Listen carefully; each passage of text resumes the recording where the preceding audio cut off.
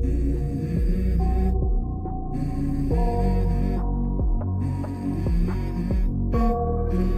go. I wake up to a little bit of drool on my pillow, feel like it's gonna be a bad day. I'm tired of shit. Hello friends and my lovely viewers. Welcome back to the channel. Today, we will check out a new clan in Bloodline. These champions are warriors, and the clan name is really interesting. Since it has a letter I have no idea how to pronounce, I'd rather not throw in my attempt at pronouncing it. So, I searched up the clan name to try to find out if this name has any meanings and whatnot. And I'm surprised to see that this name is actually Swedish and means bear warrior. It is really funny, and I feel like the developers got tired of making up new, unique and creative names, and thus they came up with this new strategy or trick. Now, anyways, we will check out their appearances, clan trait and skills today. Then we will discuss which gender may be the superior one within this clan. Let us get started by checking out their clan trait first. It is always so hard reading it, because of the blue wiggly frame that is around their clan trait, so I will try my best to read it for you all. The clan trait is called Impair. At level 18, the attacker's constitution recovery will be reduced by 1% for 4 seconds. This stacks up to 3 times when taking damage. Note that the 1% is in a bracket, by the way. So yeah, this clan trait is perfect for ruining the enemy's constitution recovery. But it will very much depend on who the enemy is. If there is no constitution recovery going on in the opponent team, then what is the point of us having this clan trait? Just a thought. But I am happy that it is stackable at least. That may make it worth it for some champions in certain situations, against certain opponents. I am yet to land on any conclusions here. First we need to see if our bear warriors have compatible skills or not. Let us take a look at the male champion first. Bear warrior, just like the name describes. We are still in the freezy, icy, cold month of January, and he fits right in. What do you think about his looks though? Do you personally like his design? If I was to rate him from 1 to 10 right now, I would sadly have to give him a 4. Cause he just simply isn't my type. No offense or anything. Anyways, let us see his active skill now. Tundra Tremor.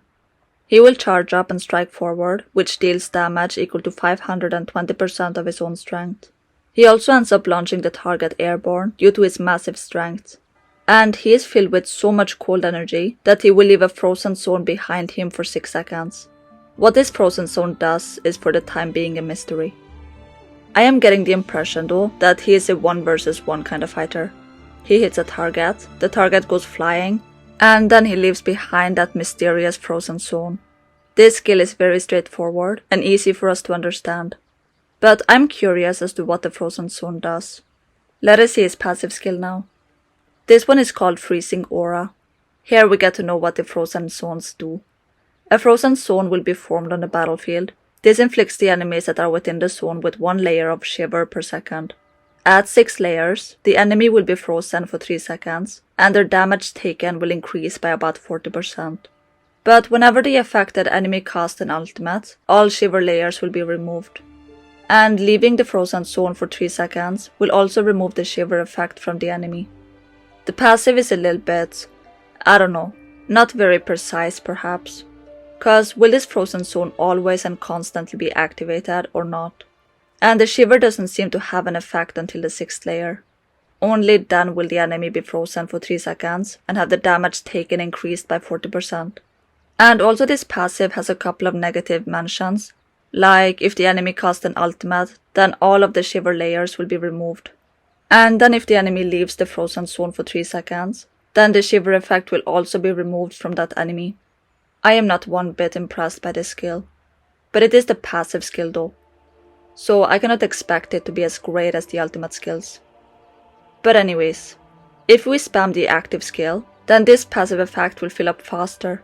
The active skill also does give the frozen zone thingy, just to mention how these skills can be symbiotic and great together. Before we jump to any conclusions or judge our bear hunter too hard, let us see his final and ultimate skill. Bear Hunter's Shattered Glacier. In this skill, he will swing his greatsword to deal damage to all enemies in a fan-shaped area in front. This damage equals to 300% of our male bear warrior's strength, and he also knocks them back in this attack.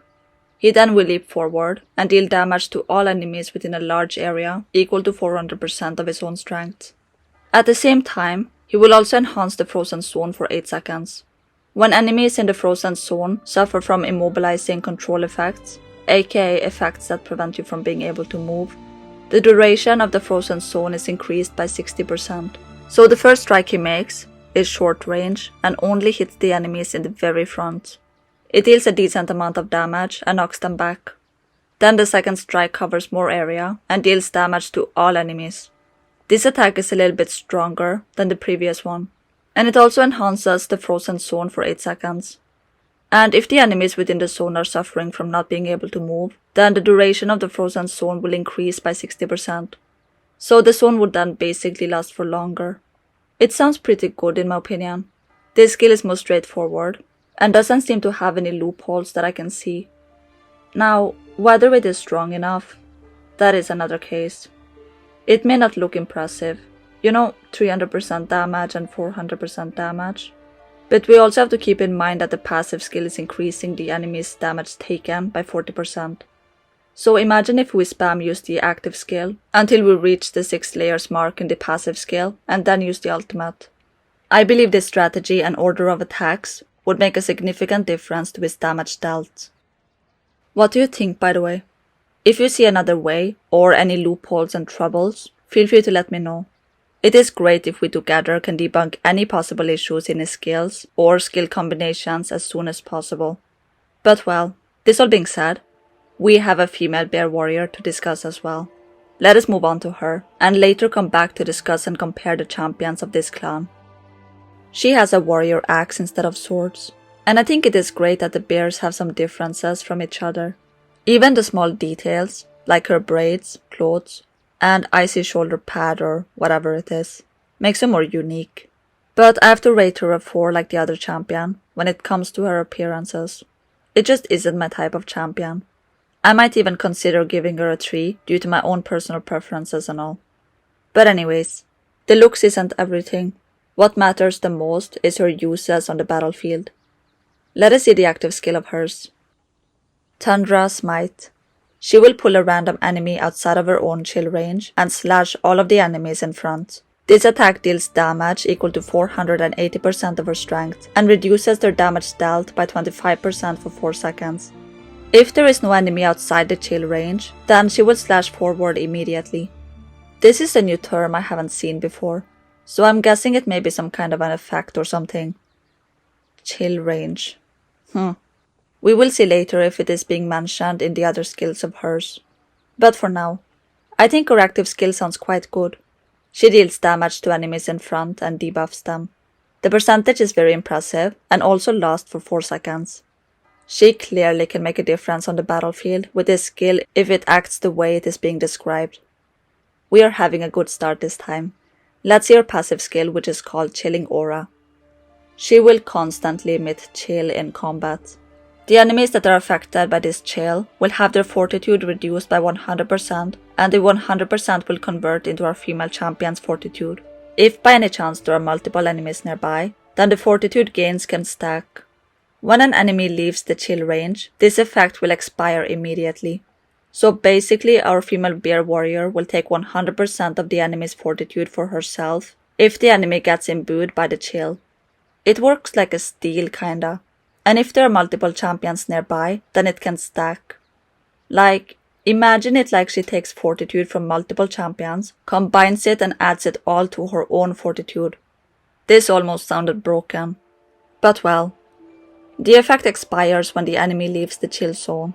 And we don't know how big this chill zone is. I can see really great potential in this passive skill of hers though. If only we knew more details about it, we could easier determine how beneficial or great it is. Let us see the last skill of hers, aka the ultimate. Bear Warrior's Ice Storm is the name of this one. She will swing the poleaxe while standing still to continuously attack nearby enemies. This attack deals damage and interrupts the enemy's action once per 0.5 second. The total damage output equals to 900% of our champion's strength over 3 seconds. It also reduces the enemy's constitution recovery by 40% for 1 second each time damage is dealt. So she will interrupt the enemy a total of 6 times if I'm not mistaken. And the total damage is quite high actually. 900% is not a bad amount at all. And this lasts for like 3 seconds or something. Is that what I meant? The last part actually looks a little bit more compatible with the clan trait as well. The clan trait was about reducing the enemy's constitution recovery by a certain percentage. And same goes for this part of her ultimate. It may perhaps add up in a way to become even better. Well, anyways, which champion would you like to summon for? The male or the female? Feel free to let us know in the comment section below. And feel free to tap on the like and subscribe button if you enjoyed today's content. Thank you everyone for watching. I hope to see all of you in the next video, which hopefully would be the follow-up video for this clan. I cannot wait to study the champions further when it comes to their potential trait combinations. That all being said, have a pretty day you all. Take care, stay foxy, adios, bye!